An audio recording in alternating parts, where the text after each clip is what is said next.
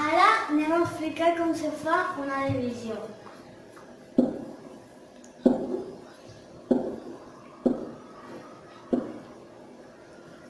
Aquí fiquem una muntanyeta, però com que el 2 és més petit que el 5, li fiquem una vila. Hablamos de cara, si no, no gravarà bé. Ara, la taula del 5 que doni 26. 5 per 5, que doni 25. I aquí, un 1. Aquí fiquem una cometa al 2 i ho baixem al costat de l'1.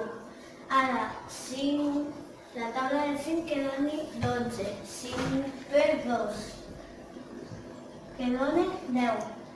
Aquí fiquem un 2 i s'acaba la divisió. I s'ha acabat molt bé, l'has feta molt bé.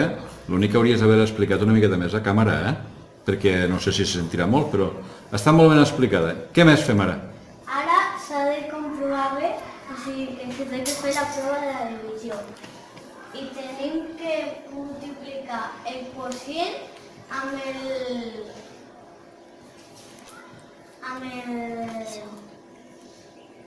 Ajudem-la. Diguem-li. Amb el divisor. Amb el divisor. Dividim. Va, a veure com ho A fem. veure, aquí fiquem el quocient perquè és més gran que el divisor i el multipliquem i el 5 el fiquem... A veure com ho multipliques, això. Ara, 5 per 2, 10. Aquí fiquem un 0 i aquí un 1. Ara, 5 per 5, 25.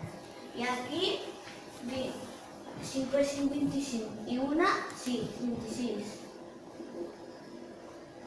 Ja s'ha acabat? No, encara no.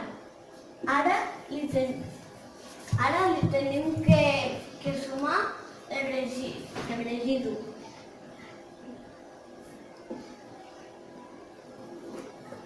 I 260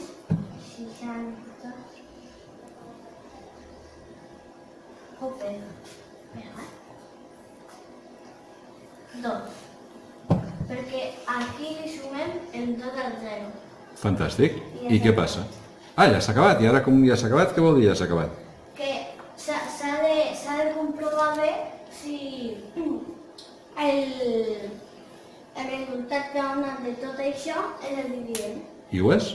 Sí, Això vol dir que la tenim bé, no? sí. Fantàstic.